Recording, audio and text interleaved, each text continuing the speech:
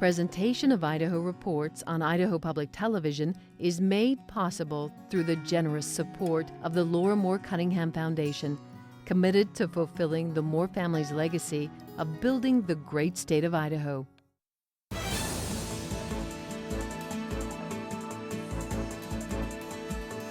Hello and welcome to Idaho Reports' special coverage of the Idaho State Capitol rededication ceremony. The program begins in just a moment. This historic occasion is being celebrated not just in the capital city of Boise, but throughout the state in places like Rexburg and Idaho City. From Coeur d'Alene to Lava Hot Springs to Midvale, your public libraries are hosting Capitol rededication ceremony parties where families can read from the book Ida Visits the Capitol and take part through the Idaho Public Television coverage. Joining me on set to watch the ceremony today is Roy Eiguren, the first chair of the Idaho State Capitol Commission. Following this program, we'll hear his thoughts about the importance of this day and the significance of this building. We now take you out to the scene of the rededication ceremony on the steps of the Capitol.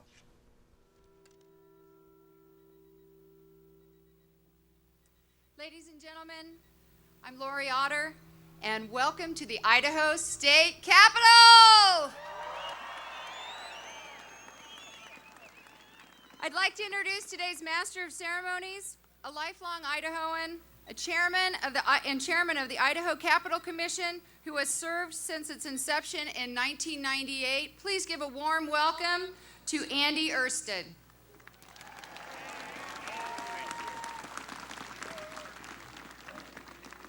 What a glorious day. Thank you, everyone, for coming. It's been my great pleasure and honor to serve on the Idaho Capitol Commission, which was created by the Idaho Legislature. Today, nearly 30 months of closure, after 30 months of closure for the extensive restoration and rehabilitation, I am proud to say we are on time and on budget to reopen this.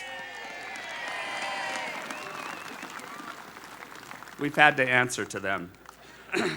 To reopen this 100-year-old building for its second century of service. The Capitol is the largest public works restoration project in Idaho history.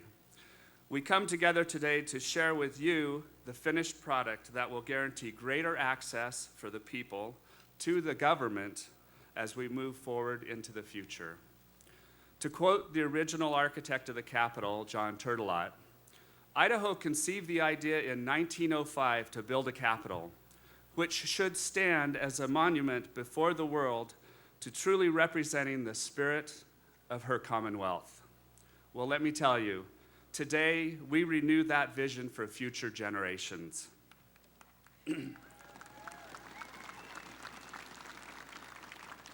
While the Idaho State Capitol is surrounded by predominantly state-owned buildings, we have one exception, and that is St. Michael's Cathedral. Built prior to the Capitol, St. Michael's reminds us of our countless connections to faith in our daily lives. Please help me welcome the Right Reverend Richard Demrist, Dean of St. Michael's Cathedral, to give us the invocation.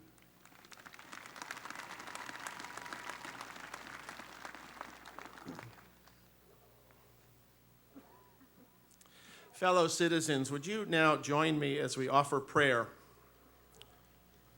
Gracious and loving God, you who love justice, you who are judge of all, we stand before you with deep gratitude on this great occasion as citizens of our beloved state of Idaho, as we rededicate this Capitol, the People's House.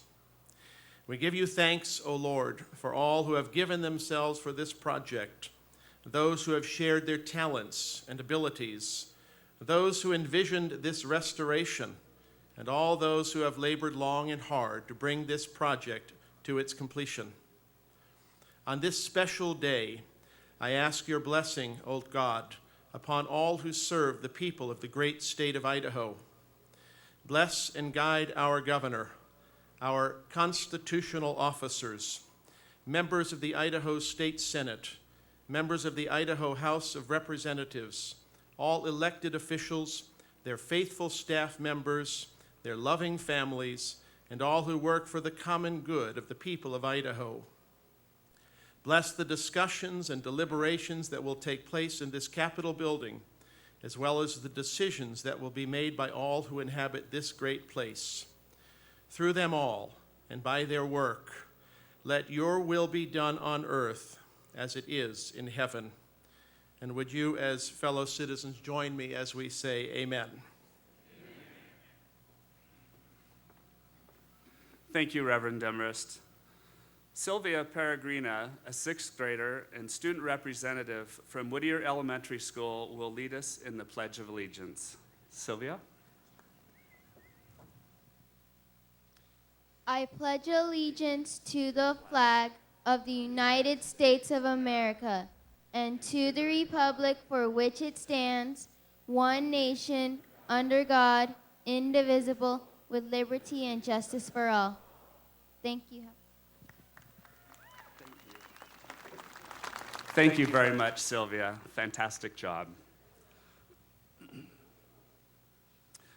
Please welcome Heather Prayerline to the podium, who will lead us as we all join together in singing our national anthem.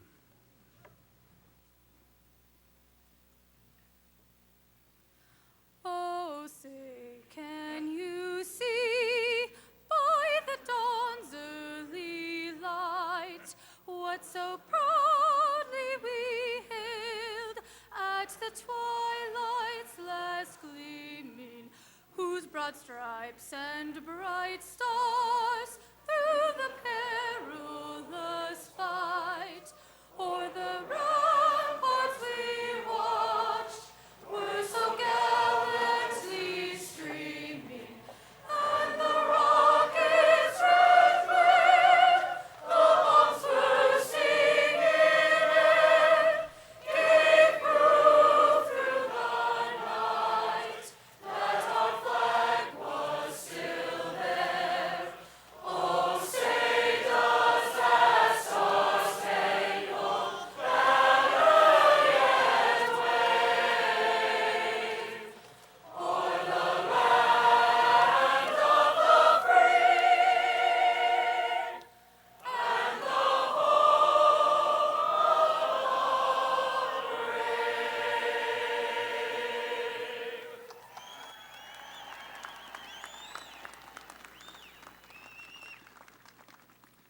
Thank you, Heather, very much. 3 solemn yet beautiful rings on the Capitol's bell initiated today's ceremony. I am honored to recognize our special bell ringer, Sergeant First Class John Carter. A retired member of the Idaho National Guard, he served 2 tours in Iraq, including one with Idaho's 116th Brigade combat team, and was severely injured in combat during his second tour. Today, Sergeant Carter is representing all Idaho Armed Service members, both past and present.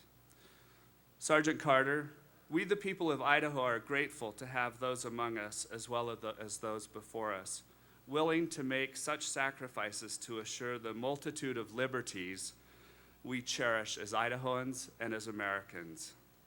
Again, thank you very much for participating with us today.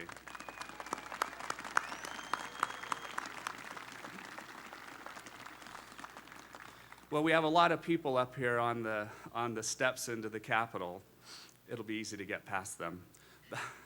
But I would like to recognize many of our special guests, and if you'd all please wave a hand when you're announced. Idaho's constitutional officers, members of the legislature, members of the Idaho judiciary, members of the Idaho congressional delegation, former constitutional officers, and as we recognize them, I want to give special consideration and welcome to Governor Phil Batt, who was instrumental in reestablishing this Capitol Commission in 1998. Let's also welcome current and former Idaho Capitol Commission members. It's been a 12-year jog. And lastly, let's recognize the Rededication Celebration Volunteer Committee. This is the committee that put this fabulous series of events together.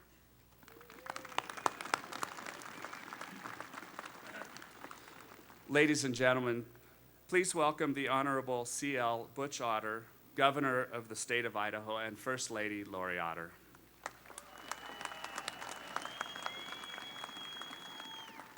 Thank you and welcome. Welcome to the reopening of our state capitol. I was going to repeat much of my history with this building from my days in the 4th grade just down the street at St. Joseph's Grade School and how we used to come and climb around the building, but they already wrote my speech in the program. And so if you'll follow along, no.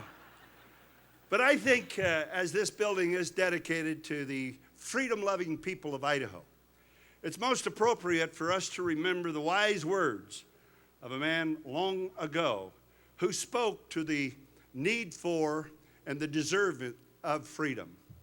And he said, a people may prefer a free government, but if from indolence or carelessness or cowardice or want of public spirit, they are unequal to the exertions that are necessary for preserving it. If by momentary panic or if by temporary crisis they can be deluded by the artifices used to cheat them out of that freedom, in the long run they are more or less unfit for freedom, and they're not likely long to enjoy it. For 100 years, this building behind us has represented the freedom of the people of Idaho. May it represent that for the next 100 years. Thank you so much.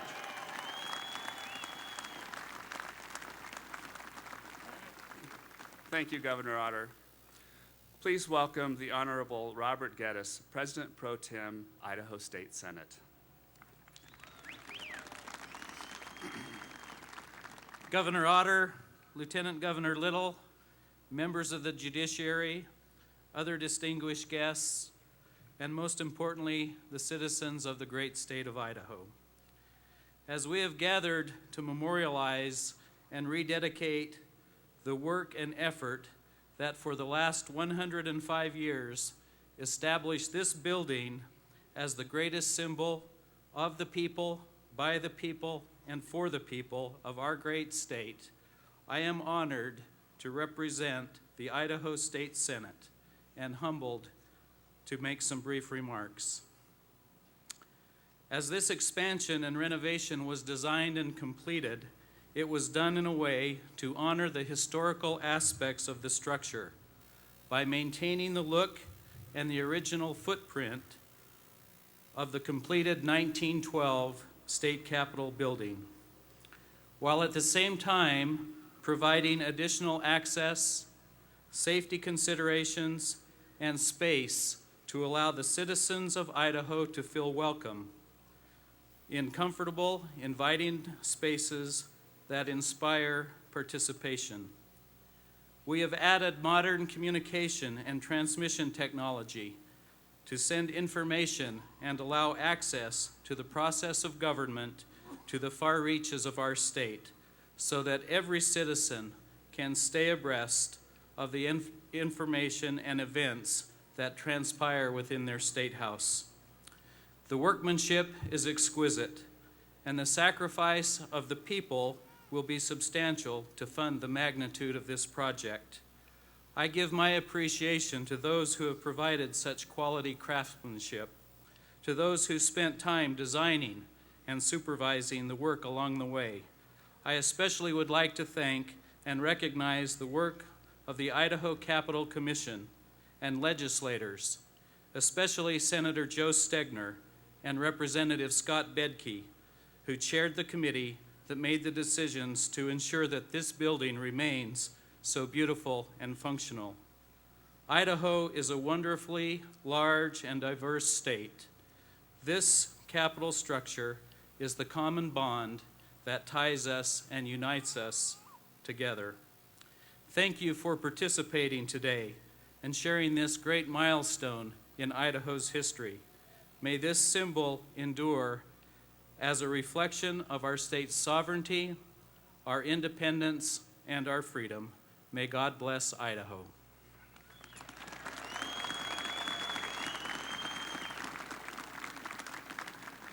Thank you, Senator Geddes. If you'd please now join me in welcoming the Honorable Lawrence Denny, Speaker of the House of Representatives for Idaho. Thank you.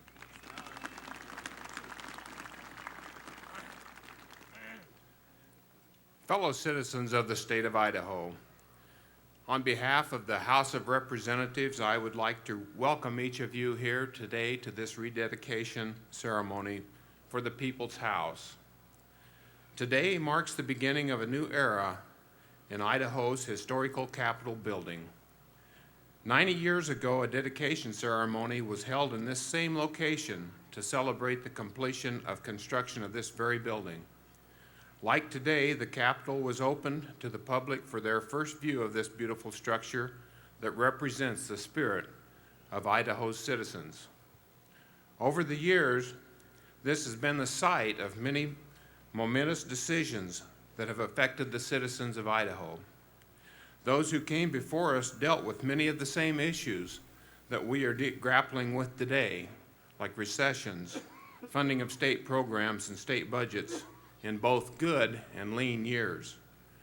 Over time, we have seen many Idaho citizens serve as legislators, governors, and in other government positions. As we enter into a new era, many of the young people standing in front of me today will be the next generation to work in this magnificent building.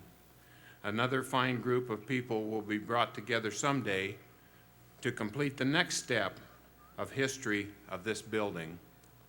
I have little doubt that when historians look back at today, they will remark about the fact that this Capitol has been the site of countless debates over policy issues and state budget challenges, but in the end, the problems have been dealt with and the state has moved forward.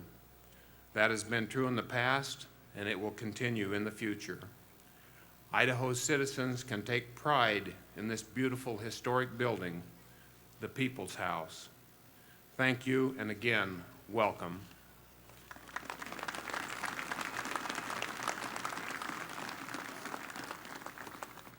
Thank you, Speaker Denny.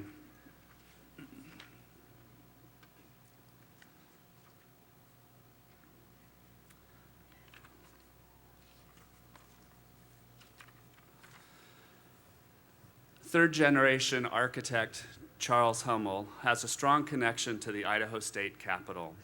His grandfather and namesake, Charles Hummel, together with his business partner, John Turtelot, designed many prominent buildings in the region. But their crowning achievement is this marvelous building we stand before today. Please welcome Charles Hummel.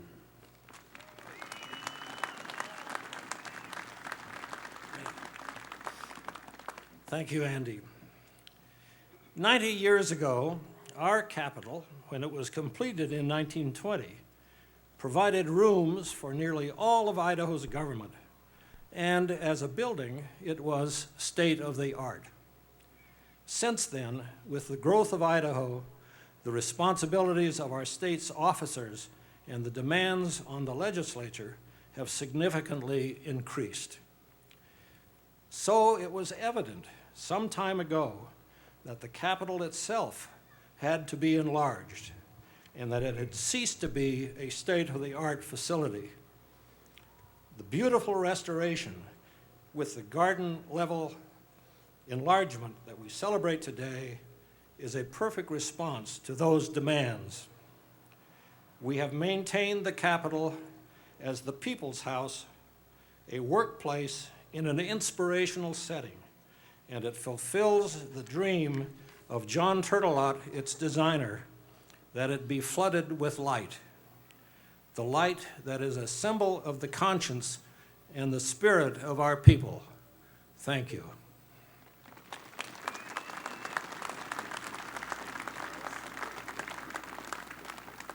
Thank you, Charles, for your great remarks and reflections. The following groups were critical in the renovation and restoration of the Capitol: CSHQA Architects and Engineers, Lemley 3DI, Jacobson Hunt Joint Venture, McIlvain Construction, Hummel Architects, and the Idaho Division of Public Works project team. Many more businesses plus thousands of workers spent nearly 3 years working to restore, rehabilitate, and enhance the People's House so that it will stand for another century as the foremost symbol of democracy and sovereignty in the state of Idaho. We have a treat for you. 2 Idahoans, Dr. Paul Atkins and Nisa Jensen, have created a special world premiere musical tribute for today's ceremony. Paul Aitken is the award-winning composer and director of music at the Cathedral of the Rockies, and Nisa Jensen is the Idaho poet whose beautiful words became the lyrics for this composition.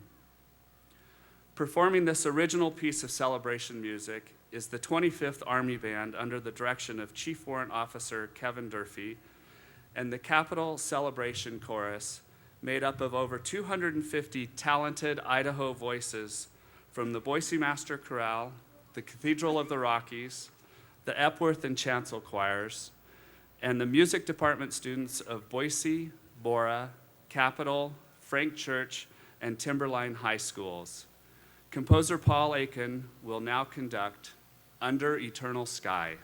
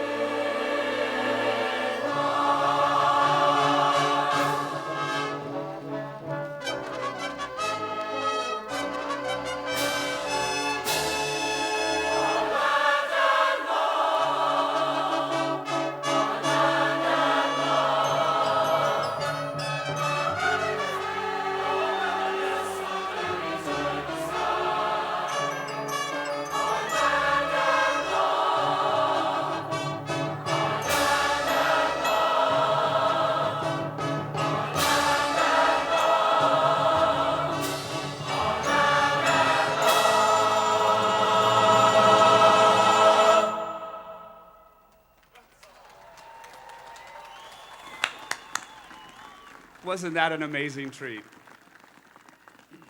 Thank you, Dr. Aiken, Nisa, choir, and the band.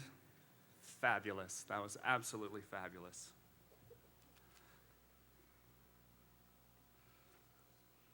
The activities associated with this event and the reopening of the Capitol could not have happened without the assistance of thousands of people. Let me recognize and thank the sponsors for their generous donations, as well as the hundreds of volunteers who have helped to bring this celebration to fruition.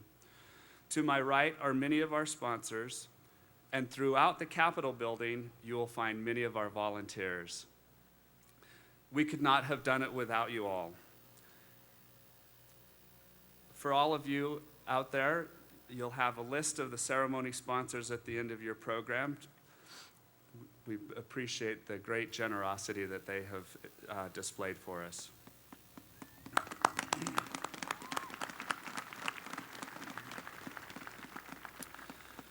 Before we sing Here We Have Idaho, which, by the way, is conveniently located on the backs of your programs, I need the help as well.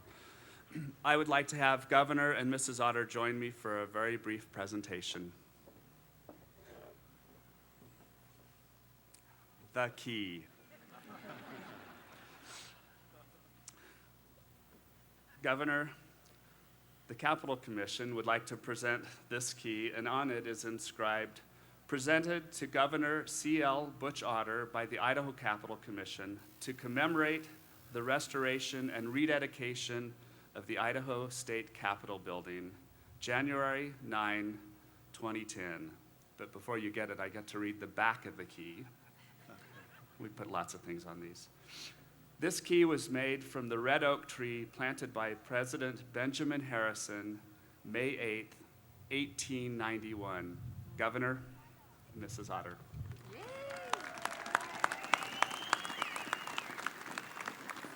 Thank you, Andy. And I now declare the Capitol building officially open to conduct the people's business.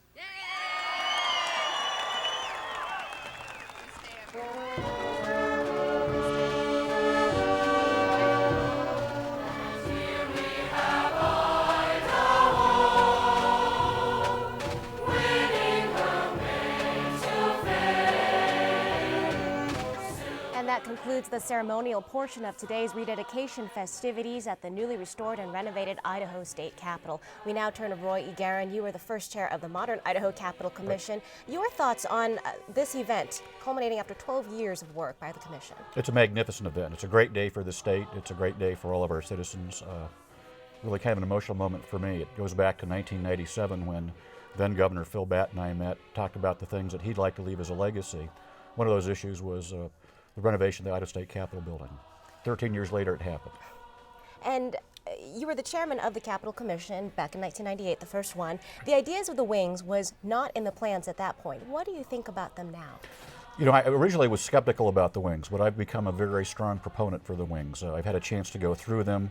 They offer a tremendous amount of additional space that really is critically needed for the state of Idaho in terms of the development of our public policy. So I think it's outstanding.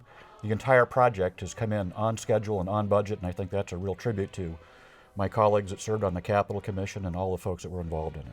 And how do you think that being in this newly restored building, having the extra wings here, what is this going to do to the culture of the legislature in terms of lawmakers and their relations with each other? Well, it's going to dramatically change the nature and the culture of both the legislature and the folks that work with us. When you stop and think about the original Capitol, which was completed in 1912, it then was the modern marvel, if you will, of technology. The first public building to be electrically lighted. It had a lot of features in it that at the time were very, at the very beginning part of a new technology. The same is true now. We're going to have a building with new technology in it that will be inviting the people of Idaho, but it will change the nature of how business is done there. As an example, to go from the east side of the building on the House wing over to the Senate side is 3 city blocks, and so that really changes the dynamic of what goes on inside that building. And tell me about the public, because we know that there's going to be more room for people to participate. What does that mean?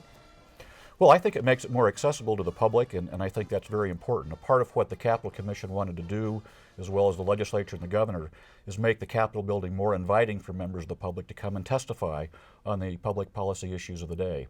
Up until the remodeling, the largest room in the Capitol building could only seat about 60 people, the consequence of which is most meetings on controversial issues were very overcrowded and were very difficult to have people participate in. That changes all of that, and I think in a way that will benefit both for the people of Idaho but as well as the legislature.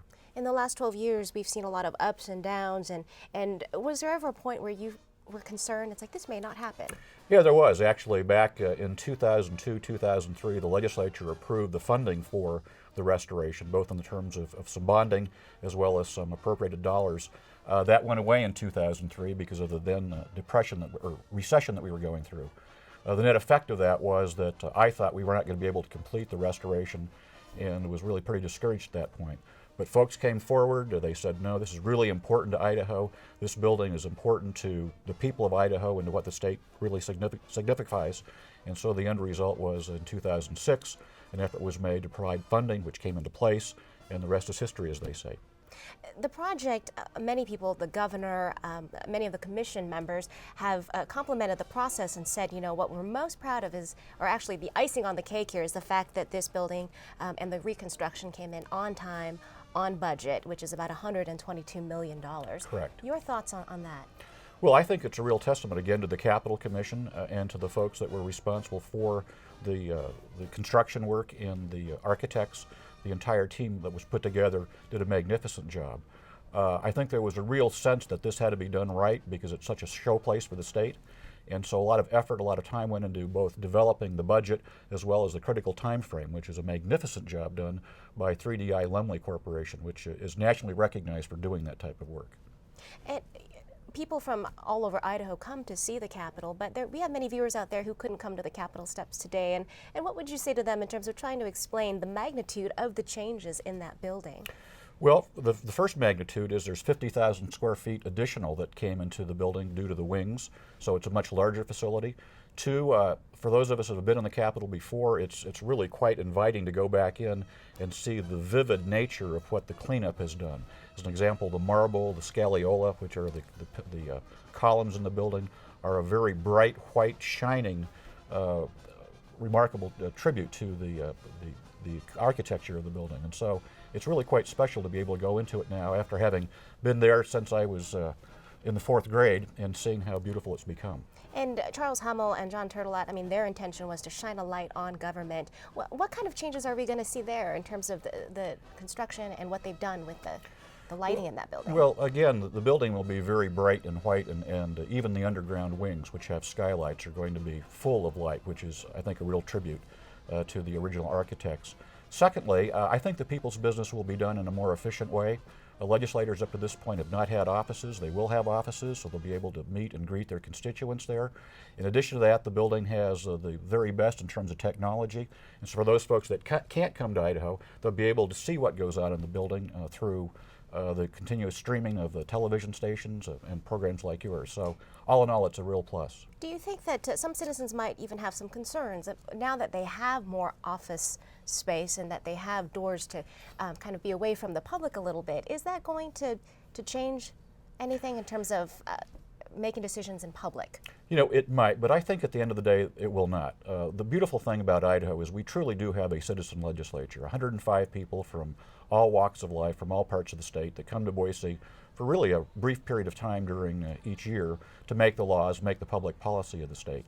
Those folks are inclined to be accessible to their constituents and to the citizens, even though legislators will be in different quarters, and as an example, as I mentioned, will have their offices for the first time.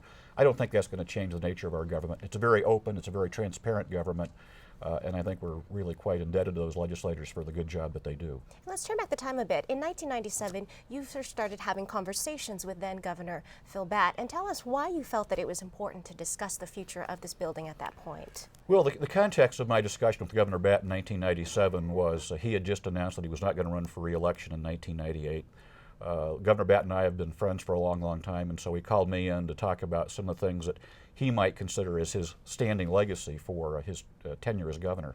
And I said, Governor, one of the things we got to consider is the fact that this building is going to be 100 years old in 2005, and it still has the original plumbing in it. It has the original electrical system in it. It's really never been updated. And the practical fact is about 80% of the cost that would be needed, Governor, for any sort of restoration would be to bring the building into code compliance with modern building codes, life safety codes, et cetera. So I said, well, what should we do? And I said, Governor, I think we ought to recreate the Capitol Commission.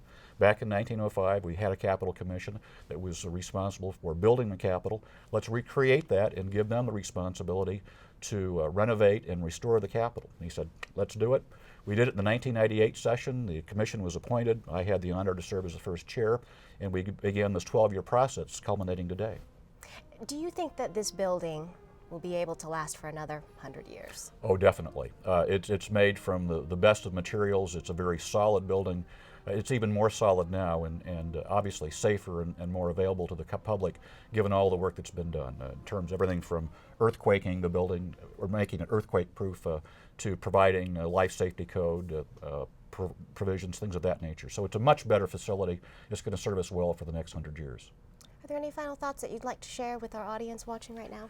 Well, I'd just like to say this is a grand day for all folks in Idaho. All 1.5 million Idahoans ought to be reveling in the fact that we have a rededicated and restored Capitol building.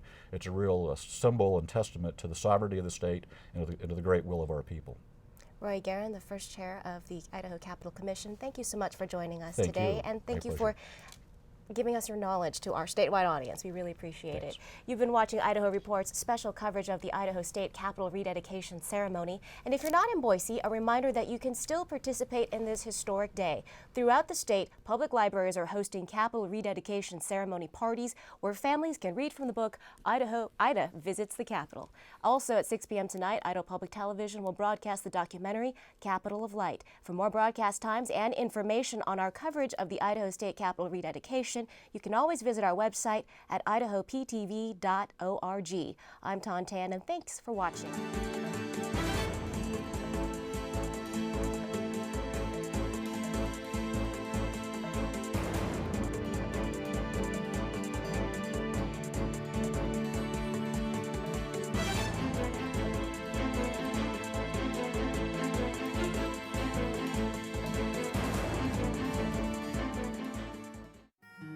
Presentation of Idaho Reports on Idaho Public Television is made possible through the generous support of the Laura Moore Cunningham Foundation, committed to fulfilling the Moore family's legacy of building the great state of Idaho.